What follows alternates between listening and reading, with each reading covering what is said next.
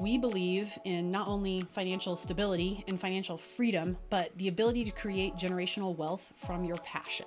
And we are not messing around about that. We want to help creators, women in particular, and people from traditionally marginalized groups make at least $600,000 a year. And that probably seems like so far-fetched and out of reach, but get your mind right. It is possible, especially if you know your why and the activities that you are doing are to a specific end. Amanda Northcutt is a consultant, coach, and 6-time exec who has launched and scaled online businesses for direct-to-consumer, business-to-consumer, and business-to-business companies. She is the founder of Level Up Creators, a white glove, 100% done-for-you service that helps influential creators build sustainable businesses. At 16, she took her first sales job and was the second employee hired at a young company called texags.com, now one of the largest collegiate fan sites in the world. That job planted a seed in what would become a passion for systems thinking and business optimization. At 22, she took the business models she learned and started her first business, Northcutt Media. A few years later, Amanda's health began to suffer, causing her to take some time off of work and rebalance her priorities and implement systems to support her well-being, creativity, and success. These personal and professional systems are now what Amanda calls her love language, a language she is very fluent in, and will be the focus of today's conversation. Amanda, thank you so much for taking the time to chat with us today. Thank you for having me, Madison. I'm super excited for the conversation. So you work with a lot of creative people. What would you say would be the top struggles and challenges that creative people face today? We have this discussion a lot. Very, very often amongst my team, and we've kind of defined 4 different categories. And I think the business knowledge and skills to monetize their following in a way that feels authentic and adds value feels lacking. Like there's some lack of business knowledge through no fault of like a creator's, right? But just not everyone went to business school. Not everyone has had a traditional job and understands how marketing, sales, customer success, and service, and making improvements and standard operating procedures. Like that's a whole body of knowledge that the vast majority of the population doesn't have, again, through no fault of their own. But kind of in that same category, sales feels pretty icky to a lot of creators, especially when they are potentially trying to sell something to this group of people that they hold very near and dear to their hearts, that they've spent years, building this following. And so trying to sell them something when they've been providing free value for, potentially years, is a really difficult kind of gap to bridge. And so we'll talk about that a little bit later, but business skills. And also, I can't even tell you how many times I've heard the phrase, I just don't know how to put all the pieces together. So there's a lot of education out there with regard to like building your first course, building your audience and building your first course. And then knowledge for how creators can fully monetize their following and truly build a business out of it kind of drops off a cliff at that point. After you build your first course, it's kind of like the massive body of education drops up there. And that's where we kind of pick up. And so we're not just teaching you how to build a course, but rather how to build a suite of products and services that are carefully connected by highly personalized marketing automation to create this virtuous value cycle with your fans and followers. And so we're here to actually help put all the pieces together. And then another thing kind of along the business skills situation is creators aren't always sure how to evaluate opportunities and how to prioritize, what work to do next and what the right thing to do is, what in business we would call this like the right lever to pull in order to get the most like juice for the squeeze, right? What actions and activities can I do that will reap the most benefit for my business? So that's kind of the business challenge. And then the second is around mindset. We find that a lot of creators, females in particular, do not value their work enough. And they certainly don't value it enough to charge what it's truly worth when it's time to sell products and services and coaching and all those things. Many creators either feel that they are unable to take their business seriously enough because they classify it as like a part-time gig or a side hustle, or their partner or the people that they surround themselves with don't take it seriously, which makes me not just frustrated, but angry. And so we're here to kind of dispel those myths as well. And then another thing around mindset is, oddly enough, what we were talking about before you hit record here is feeling like technical challenges are too big to overcome in order to connect these dots and learn what's required to build a digital business.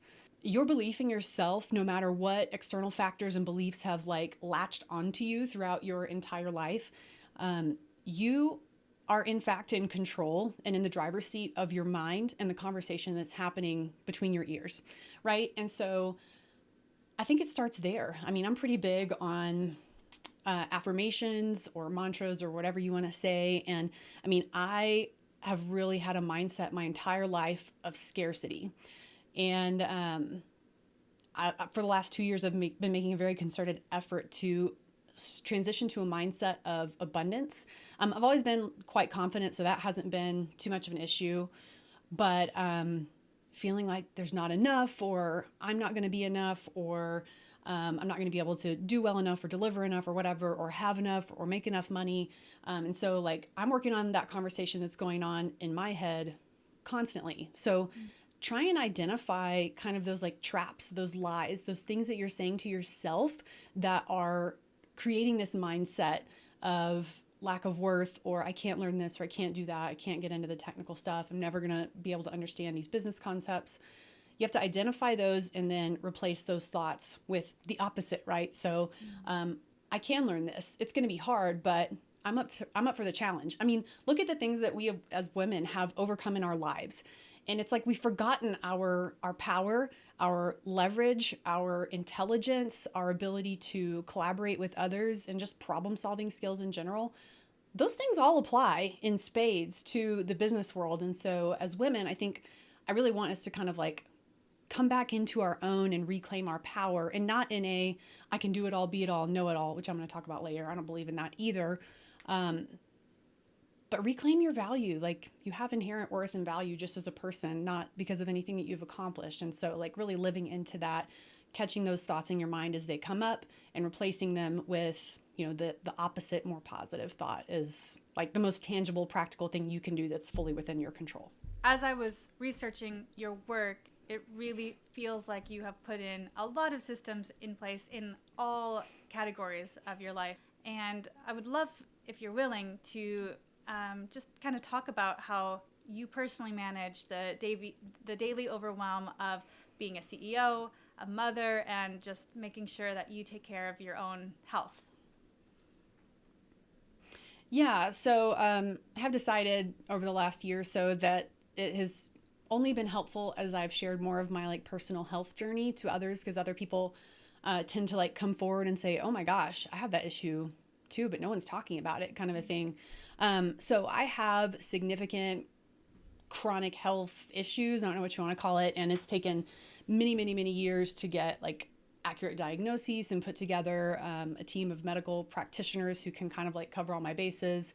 I probably like shouldn't still be here, but I am for a reason. And so I'm taking that really seriously. But my health is well managed at this point, but I'm still fighting very hard. And taking care of my health takes a tremendous amount of time and mental effort. And so, yeah, I have to build in serious systems to manage my life. Otherwise, it would just completely fall apart at the seams. I mean, like it most of the time feels like it's kind of hanging on by a thread, and like one thing could totally rip the rug out from under us. But yeah, so I have really just 3 priorities in my life, and those are my health, my relationships, and my work, and in that order, because if my health is out of order, really feel like the bottom is gonna like fall out if I'm having like a major flare or something like that. So, I mean, I am relentless about taking care of my sleep, brain health, detox, my mental game. So like reframing thoughts, like we were just kind of talking about, taking a negative thought and replacing it with, you know, more positive growth mindset oriented thought. I'm big on journaling, gratitude, prayer, community. But I mean, there's not a night where I do not have the opportunity to get 8 hours of sleep. I will move heaven and earth to get 8 hours of sleep. And I know that I function best on that. And I mean, I literally see that as a business competitive advantage. I mean, the science proves that out, right? The science of sleep is abundant at this point. And I feel like for my competitors who are maybe cutting corners and getting 5 or 6 hours of sleep I'm going to beat you because I'm rested and my mind is really, really, really sharp and my body's not full of toxins and I have a really clean diet and I exercise and I manage my stress well and all those kinds of things. But to get down to a very like tactical level, I have checklists, I have charts, I block time on my calendar to do health related protocols. I know, what days of the week I need to get in the sauna or do red light therapy. I do like multiple recurring pain management appointments a week and things like that. I just block my calendar like crazy. I relentlessly prioritize every area of my life. Standard operating procedures are a big deal. So just like checklists of repeated activities. And so we have a framework for how we do things like building grocery lists, meal planning, and cooking. I mean, really down to that. So our life is pretty carefully curated. There's not a lot of margin for anything beyond health relationships and really just inner circle relationships and work. I can't do everything. Like I'm a drummer. I have played drums since I was like 8 or 9 years old. I love drumming. I bought my like dream drum set. It's sitting right there in my office last year. And I have very, very little time to sit down and play the drums. I would love to play for 30 minutes a day and that would be cool. But if I can play like 10 minutes a week, realistically, that's a win for me. And I love cycling and I can't do that as often as I would like to. And now, it's sometimes reserved just for the weekend and I find it to be very enjoyable and stuff like that. But I can't go do a 40-mile ride 3 times a week. That's just absolutely untenable and impossible. So I feel like lots of play is kind of like reserved for the weekend, like I just said. And right now I'm kind of playing with my schedule to try and free up my evenings, like stop working a little bit earlier to spend time with my husband and son. Our son is almost 13. And so I'm very aware the clock is ticking when he's going to go to university. And so I'm trying to free up time in the evenings and then I'll work on the weekend when he's hanging out with friends or doing other things and we're not able to have family time. So I'm kind of playing with rejiggering my schedule a little bit just to prioritize time with my son. Yeah, does that answer your question? Yeah, really, really helpful stuff. And I think it's so smart to, not only put in the systems in place, and it's actually, it was a recent podcast. Maybe it was Esther Perel, if you've heard of her. She's like a relationship therapist. Oh, I love Esther Perel. Yes. Yeah, I do too. Yep. She's really, just in human relationships in general. And in one of the episodes, she was talking about how to make your vulnerabilities your strength. So one example she said was if you're a really shy person and you go to a party, you can kind of tell people like, hey, I'm really shy. This is quite a lot for me, but I'm here, and people will often see that as an endearing quality. And in this way, I wonder if you would feel that some of these health challenges, while no one would ever wish for something like this, no one wants that kind of reality, it has sparked this almost a superpower in you to implement all of these systems that make you live this really healthy life and really manage your energy and time well. Do you ever see kind of, or feel that there's kind of this positive consequence of your reality? I do now more than I did before, but I definitely still have my moments where I'm like, Yes. Like I got really sick twice last fall and I was like, this sucks. I don't know how much longer I can do this. Like, just kind of night and day from my normal to when I'm having like a significant flare. And so most of the time, yes, but I'm not going to pretend like this still isn't hard as hell and the biggest challenge of my life for sure. But emphatically, yes, is the answer to your question. And the older I get, the more experience I have, the more I've been able to share my journey and help others.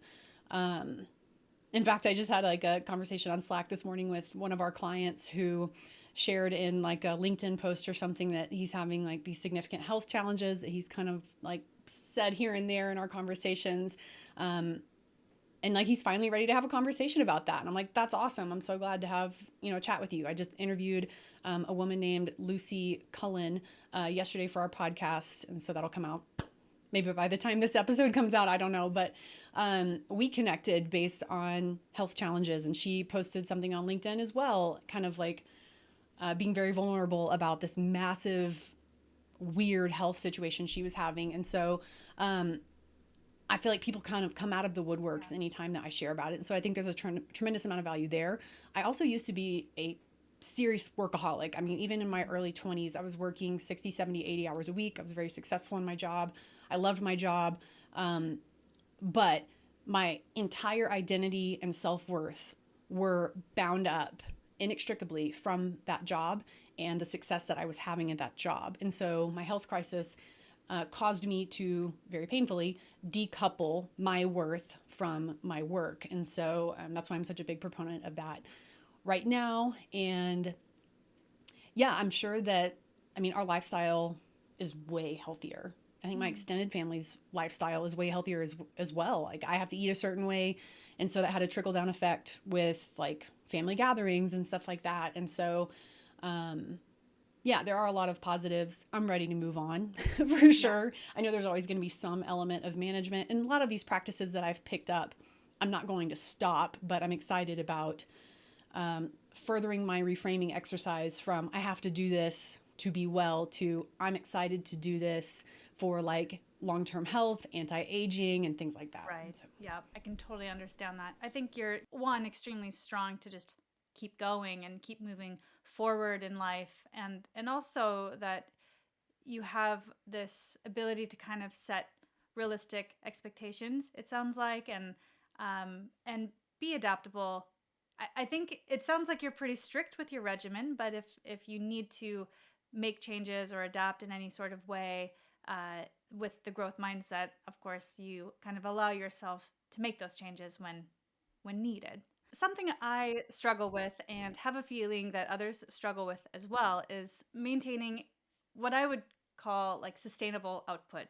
So I either feel total overwhelm or paralysis or analysis paralysis, or I will get this creative spark and just work, burn the candle at both ends, and just work until the point of exhaustion. So I'm just wondering if you have ideas or systems that a creator could put in place that would allow for more rest and space for creativity, but also stay productive and consistent. I'm so glad you mentioned that, because burnout is such a prevalent problem. I didn't quite get to that at the beginning of our conversation, but that was lower down on my list of creator challenges. And so, yeah, burnout, energy management, and finding time and space for creativity is really unbelievably challenging. I know I'm fully preaching to the choir here, but yes, I do have a couple of sort of like tactical ideas on how to address that.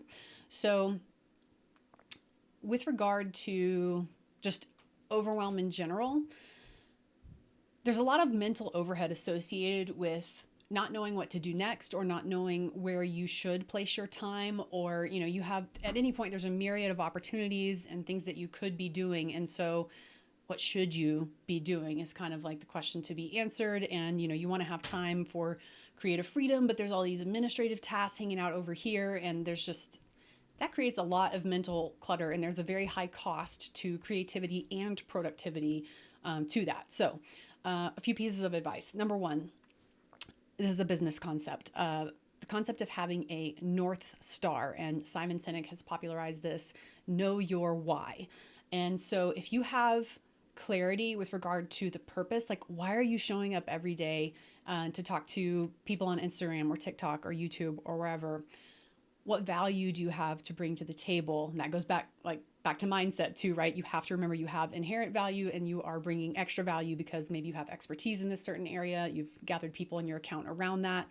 So understand why you're doing what you're doing and where you want to go, right? Because if you don't know where you're going to go, where you want to go, you're never going to get there. You're never, ever going to get there. You're going to meander aimlessly, and it's going to be an exercise in like long-term frustration and probably lack of the success that you truly want in your life. So identify why you're doing what you're doing and answer the question, to what end? To what end am I doing this? And so our mission at Level Up Creators, or our next sort of mission, is to help 1,000 creators reach the $50,000 a month, like MRR, monthly recurring revenue mark, by December of 2025. And we're doing that associated with the Level Up Creator School, which we're launching March 1st. I know we're going to talk about that a little bit later, but like That's why we're doing what we're doing. And we are extraordinarily passionate about that because we believe in not only financial stability and financial freedom, but the ability to create generational wealth from your passion. And we are not messing around about that. I mean, we're talking about we want to help creators, women in particular, and people from traditionally marginalized groups make at least $600,000 a year. And that probably seems like so far-fetched and out of reach, but get your mind right. It is possible, especially if you know your why and the activities that you are doing are to a specific end, right? You have a big goal you're working towards. So, number one, know why you're doing what you're doing and where it's taking you. Number two, get your house in order with like standard operating procedures. Any task that we do more than 2 times at Level Up Creators gets a standard operating procedure. So, I mean, and that's just a silly business term. It's just a checklist of how to do a task that you do repeatedly, right? And the reason that I am so big on this is, one, I've helped a lot of companies grow and scale. You cannot grow and scale if you do not have the ways of doing things that you do on the regular documented and followed, because standard operating procedures create consistency, they create excellence, they create the opportunity to delegate and the opportunity to scale. And those are very important things that everyone in business wants. But one thing that people don't really think about is when you have these kind of checklists that you can refer to repeatedly, your brain is freed up for more creative endeavors and more in-depth tasks, right? Critical thinking. And so it's a way to free up your brain so that it's not cluttered with this random, just piddly crap that could be externalized and put on a checklist and put on your calendar to remind you to do it. It could be delegated, whatever. So get your house in order and get your mind right. Those are things to think about as well. And then again, when you have these standard operating procedures and ways of doing things, you can delegate. And you can delegate when you find the right people. It's like, hey, here's exactly how to do your job. Here's exactly what you need to do. If people know what they're supposed to do, by when, they know how to do it, what resources are required, and they know why they're doing it. Like, that's actually my whole accountability framework. Like, once you find the right people, which is a whole different challenge, but delegate. So create space for your life and yourself by delegating. And with regard to creativity, I don't think anybody can rely on the muse to just show up whenever we want it to. Like, I don't know any creative person who can just call upon their creative muse and just make it work, right? It ebbs and flows. There's give and take. So I think there's a great deal of discipline and consistency that goes into creative work. And I know like a lot of writers use this framework. Like, I will sit at my desk from 9 a.m. to 11 a.m. or whenever your most engaged brain active period is for you. And I will write with no distractions. My notifications are off. If I'm using a notepad, my computer's off. Everything else is closed, whatever you want to do. And sometimes I can write 3,000 words in 2 hours, and sometimes I write 3 words. But I've created the conditions mentally and with my surroundings to bring creativity forward. But again, some days the muse shows up and some days it doesn't. But if you can reduce the mental clutter that you have, get clarity on why you're doing what you're doing and where it's taking you, and not be thinking about your to-do list, because it should all be documented and separate. I think that creates pretty potent conditions for creative work. It's so important to make sure you're in a good headspace, and like you said, reducing mental clutter, but also like physical, environmental clutter, because it is like, if you have this long to-do list of, I should do this chore, and I need to vacuum and this, and if you just automate all of these processes, and it's just not, you don't have to think about it because it's routine and it's offloaded onto a physical checklist or whatever. Yeah, it really does free up a lot of mental space. Well, actually, one more thing to that. Exercising before you're sitting down to do your creative work and making sure that like your body has nutrition, not trash, in it, is also very, very helpful. Like, there's a lot of science that backs that up. Like, the hormone production that happens when we exercise facilitates a great degree of focus and mental clarity and opportunity for creativity. So that too. So you would, if you had to choose, you would exercise before you do the creative work, rather than after. Oh, yes, absolutely. I mean, oh yeah, there's no question. I mean, I think ideas will also come to you while you're exercising, Yeah. because if your True. mind is sort of given the space and opportunity to be free and not be focusing on, again, like your to-do list or things like that, I think there's a lot of opportunity for like kind of the cream to rise to the top, right? For the best ideas to come forward in your mind. Like, I mean, I can't even tell you how many times I've stopped a bike ride to record a voice note to myself with an idea that, you know, I've been having my brain kind of work on in the background for a period of weeks or a period of months. And then like you get your endorphins going, hormones pumping, your body's working hard, and then boom, all of a sudden, like your brain can just solve a problem. It's really cool. So yes, I think exercising right before a creative period could be very impactful. Okay, I need to switch that. I have a habit of going after, like in the evening, I'll work out, just because it's I will think, oh no, I need to sit down and do my work, get it done, you know, and then it will just. But it's a little counterintuitive, I think, sometimes, because if you do kind of these self-care practices and you make sure that you are moving your body, eating well, doing the proper meal prep, all of these things, the work you do after will probably be far more efficient and higher quality because you have set yourself up for success in a different way. Great. So, when I have been researching both your personal and professional story, one thing is clear, and that is that you thrive on community and team building. That is like very evident. So I was wondering how you managed to create such a strong support system around you and what community means to you. That's such a great and thoughtful question. Thank you for asking. So, I mean, I feel like community is everything. Like I said before, maybe I didn't say this in depth, but you know, I definitely used to be of the mind that like I can do it all. I can shoulder the burden. You can throw whatever task you want at me. You can count on me to get it done, no matter how ridiculous or how much it is or how much time it takes or whatever it costs, personally, professionally, health wise. You know, I can do it.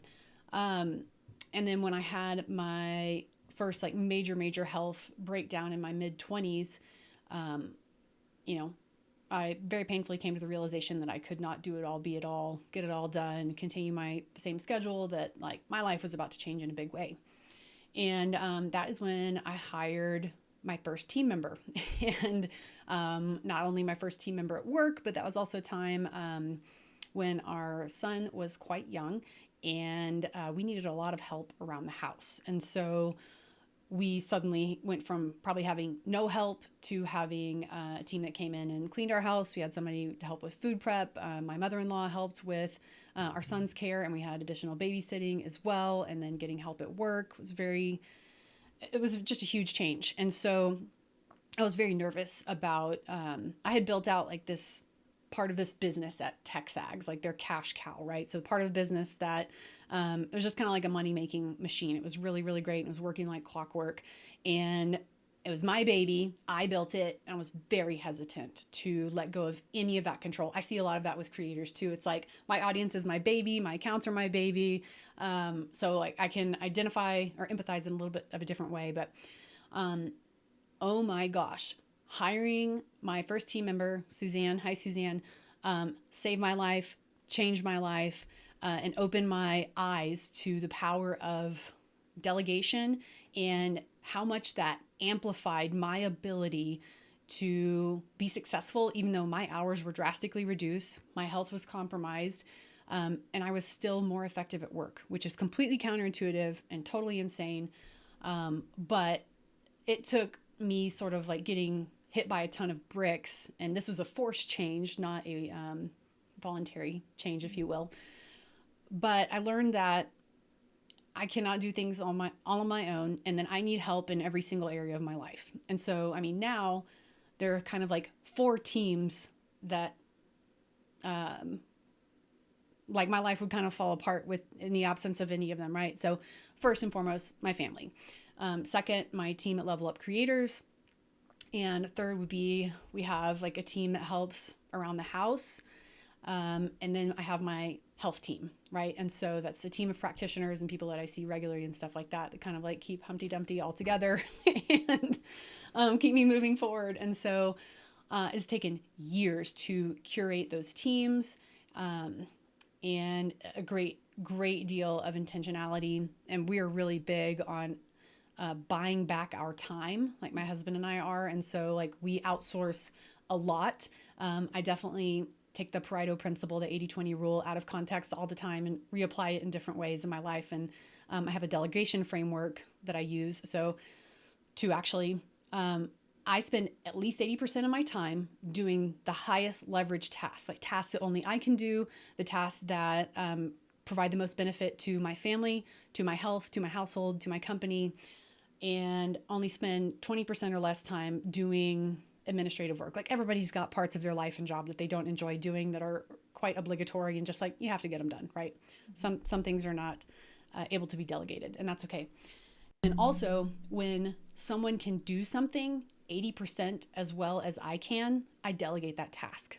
And so I invest very heavily in relationships of those people like within my inner circle and within these quote teams, so that I am able, not just to the end so that I'm able to delegate, but also for the sake of the relationships, which I place a very, very high value on. But if you let people in and you mentor them and you teach them, it sure makes delegation like a lot easier, right? And people will stick with you longer if you've also invested in their relationship and like have a true foundation of relationship that's not just purely professional. So community is everything and mindset is big. So staying grounded, no matter how successful you are, asking for help, approach situations with the mind to be helpful and add value. Don't come with your own agenda. What can you do for me? But what can I do for you first? Being curious and optimistic. Even with the people that clean your house, you're not better than them.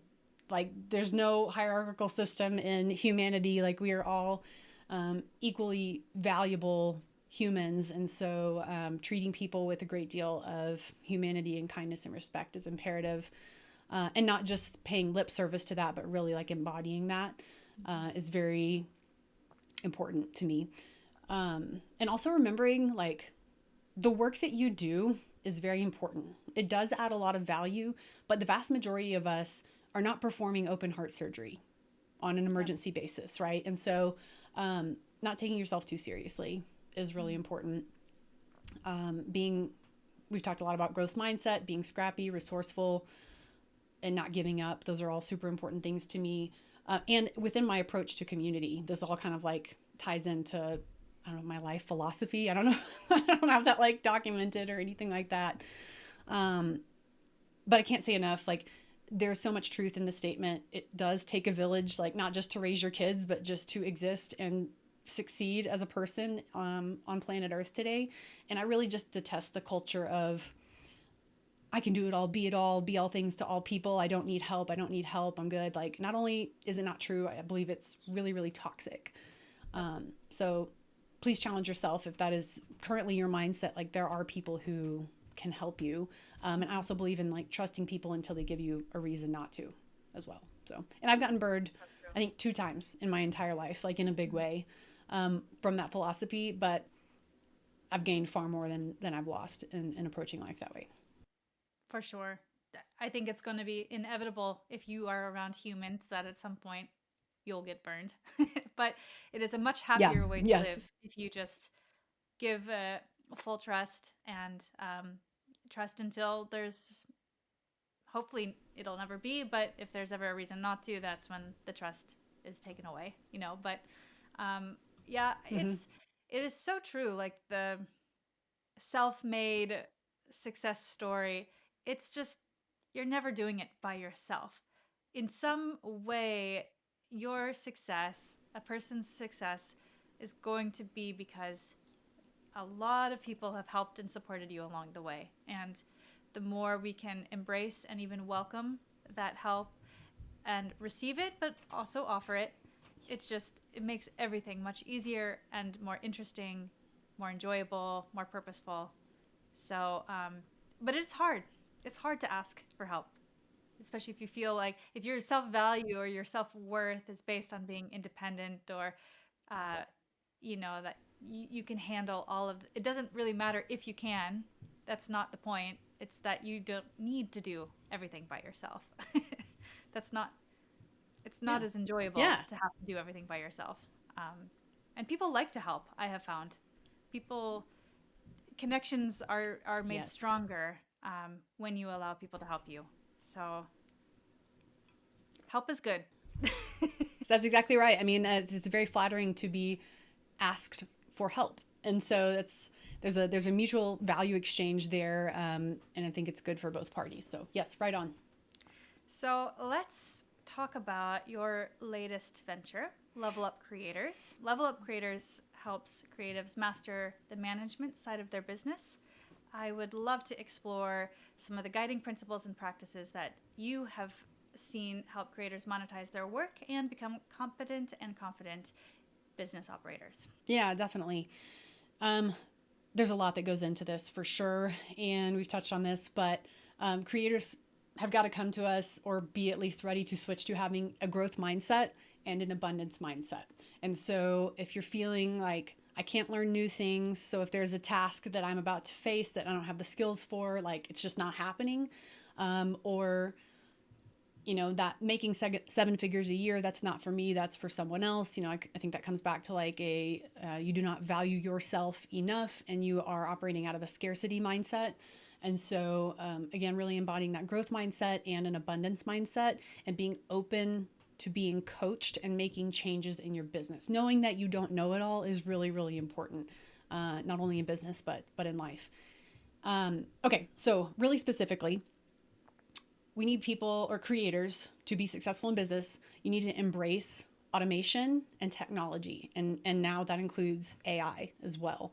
And so when I say automation, that could be automating repeated tasks. So we talked about like identifying things that you do on a regular basis and making a checklist to get those things done to increase efficiency and excellence and outcomes. And automating with technology, what of those tasks can be automated with technology. So embracing efficiencies that tech can help with. It's a really, really lovely marriage in like a 1 person or 3 or 5 person business, right? You have to find efficiencies.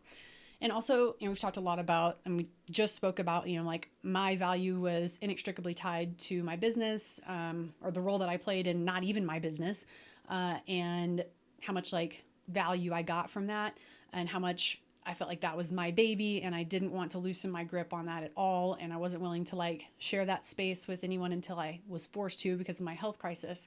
And then I feel like I saw the light. And so like if creators can kind of loosen their grip on their community and trust others that are capable to help. And I'm not talking about Joe Schmo, anybody. I'm talking about people with demonstrable track records of success who work with integrity, who do excellent work, who like the social proof exists, the case studies exist like it does with Level Up Creators, with people you connect with. And it's kind of like a different situation, like how to choose the people that you allow to work in your business. But at least be of the mind that there are people out there who can help you and will do an excellent job for you. Very, very important.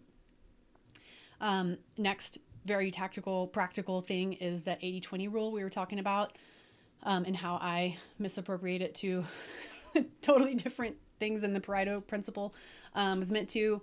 And the Pareto principle, if you don't know, is that like basically 80% of your gains come from 20% of your efforts. So that's how that's actually supposed to be applied. And so what I'm saying is spend 80% of your time doing things that only you can do that are the highest value and highest leverage things to your business, and then delegate the rest. And when someone can do something 80% as well as you, allow them to do it, right? So delegation, smart systems, standard operating procedures are absolutely imperative. And then we can talk a little bit about AI if you want to, but basically, if you're a content creator and you're not using AI for, ideation, at least like getting more ideas for content. If you've been at this a while, you may be running a little bit dry on that front. And so that's very helpful. But more importantly would be content maximization and dissemination. And so, for instance, taking this interview that you and I are doing, like this long form piece of content, or we call it a source piece of content when we break it up into different pieces. But like an argument could be made that like 5 different blog posts or articles could be made out of this, and half a dozen different newsletters, and at least 2 dozen social media posts could be created out of this one long form piece of content. And if you are not using AI to do that or getting on that train very quickly, it's like using AI for that purpose is no longer a competitive advantage that lasted like 6 months of last year, maybe, but it's actually like you're going to be behind if you're not using AI to enhance your existing workflows. I know there's a lot of disinformation and like fear mongering going on about there, but there is an ethical, non-threatening way to use AI just to enhance what you're already doing, not to replace you, not to commit copyright infringement or anything like that, but just to help you do your job better. Yeah, I think certainly AI can be helpful in just speeding up the process of, yeah, ideation, um, giving just kind of some ideas on first draft headlines or whatever. And of course, you're always going to want to put your own personal touch that only you can do. So maybe it's more of like Yes. developing what would you call it? Like a symbiotic or a nice relationship between you and AI. It's not just offloading everything onto AI and it doing all the work for you, because what it can't replace is us and what makes us unique in our own personal stories and experience. Do you have like any AI tools or platforms that you enjoy using or have seen creators find helpful? Yeah, I mean, we use two in particular. GoCharlie.ai is one of our preferred tools, and then we use ChatGPT a lot. And we've committed a tremendous amount of resources in 2024 to be a voice of reason, to allow ourselves to be a voice of reason, clarity, and like practical application of AI within the creator economy. And so we are doing loads of testing and prompt engineering, and we will roll out some of our own GPTs this year to help with specific creator challenges. And yeah, so those are our main tools, but like obviously something like ChatGPT can be used and sliced and diced in an infinite number of ways. And so our main focus is how to leverage existing tools and then build our own GPTs to accomplish things that creators need done to find efficiencies, to reduce overwhelm, content creation burden, and things like that. And so a significant area of emphasis within the forthcoming Level Up Creator School on March 1st will be how AI should be viewed, how it could be leveraged, and what gains are to be had in the creator economy through its use. Level Up Creators sounds really exciting. You must be very excited for it to be, well, could you explain actually, is it shared with the world, or what is kind of the journey you're on right now with Level Up Creators, and how can people follow along and be ready to sign up when it is launched on March 1st? So let's see, what is the medium-sized version of this? Okay, so I left Silicon Valley in December of 2022 to move back into the creator economy, and I assembled like my absolute favorite, most skilled and operators that have worked in teams for me in the past to come and join me on this adventure. And we've been working right now one-on-one with creators, and that's to like achieve proof of concept and make sure that what our long-term plan has been to do the school, that our one-to-one work would translate to a one-to-many education service, basically. And so what the Level Up Creators School is, it's a membership-based business school for creators and creators only. And so it's basically all of my team and I's knowledge, and we'll bring in tons of guest experts within the creator economy as well. But we've taken our absolute wealth of knowledge from the business, more like enterprise, software as a service world, and things like that. And we are curating that knowledge and disseminating it in a way that's exactly right-sized for creators. And so here's exactly what it looks like to decide on what products and services you should build, how to thoughtfully connect those with highly personalized marketing automation, all to the end of a reciprocal value cycle between you and your customers and followers. And so the school is here to help put all those pieces together. And it's very, very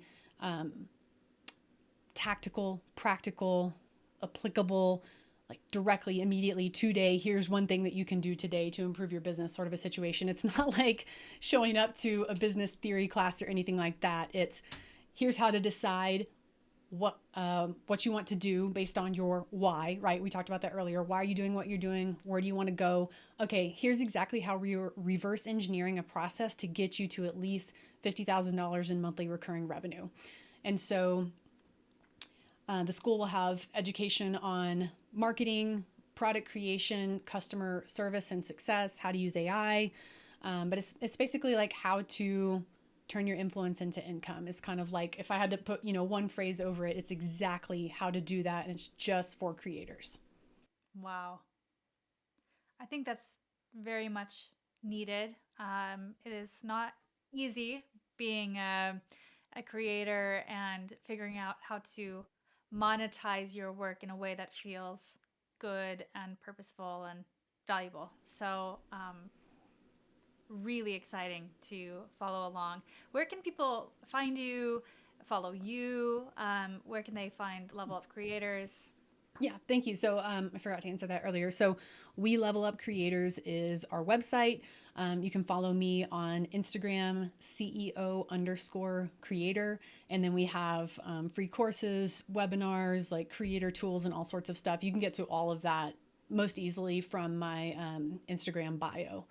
And so I would definitely encourage anyone. I just released a course on how to set up and run a professional membership community, another course on all the ways that creators can make money online. I did a webinar on understanding the customer journey as it relates to creator businesses, and like, again, taking business principles and applying them directly to the creator economy. We do have an AI prompt guide coming out on how to make your content sound just like you, that you put into AI. I'm also dropping a course on how to think like a CEO in 2 weeks. Like, so from creator to CEO, and like, here's the mindset and skills that you need. And I have another guide coming out on, like, it's called Creator Business Blueprint. And it's like, here's exactly the nuts and bolts of running a business as a creator. And so we have a lot of free resources, and some of those will no longer be free once they're like going into the school on March 1st. So get what you can for free now and get a taste of it. But the school is going to be jam-packed. I'm super, super pumped about it. So exciting.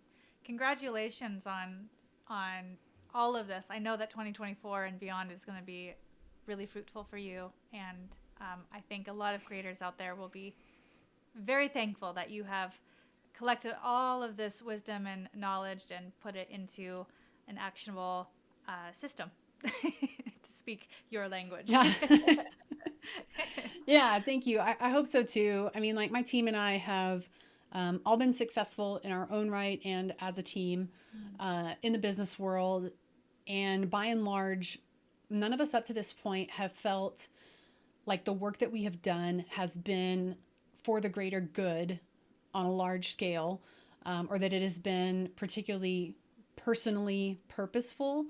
But this whole concept of making wealth accessible to individuals through their creative pursuits, and like, we have the formula, we've unlocked it, we've proven it, and we're going to teach it to you. Like, we're not holding anything back here. I mean, that's the whole mission, right? And we're more quickly transitioning from a one-on-one consultancy. We're not like closing that. That's like our white glove, hands-on, done for you kind of service for any part of your business, to this one-to-many model, is because like, we're never going to be able to reach enough people to make the global impact that we will have with the school in the next couple of years and beyond that. I mean, we have big plans for the creator economy in the next 6 years for sure. But we are here with this posture of service and humility, and we're very excited to bring what we have to offer to people who don't have the opportunity to, have equity in a business. Most of us are just employed by someone else for the rest of our lives. We're making other people rich, and our whole life's work goes to that end. And so what about, yourself, your family, again, financial security, financial freedom, wealth creation. And so we hope to unlock a path to that for people who might not otherwise have that opportunity, and certainly would not have the opportunity to learn exactly what they need to do, again, how to put all those pieces together to fully monetize their following in a way that is genuine, human, and again, creates this reciprocal value cycle between them and their followers and customers. So we're coming at this from a truly genuine POV. Like, I've been very successful in my career. There's just like, I just have. I've been very fortunate in that way. And I'm super done doing stuff that doesn't have an outsized impact to my efforts. And I'm done doing stuff that doesn't have purpose and meaning and add value to people's lives that I really, really care about making a difference in. So like, we are all in on this mission, and nothing's going to stop us. So we're super excited. Wow. Amanda, thank you so much for sharing your wisdom and all of these really actionable pieces of advice. I know that I will be implementing as much as I can, if not all of the things that you have shared. So I'm really grateful that you've taken the time to chat with us today. Thank you so much. I really enjoyed the conversation.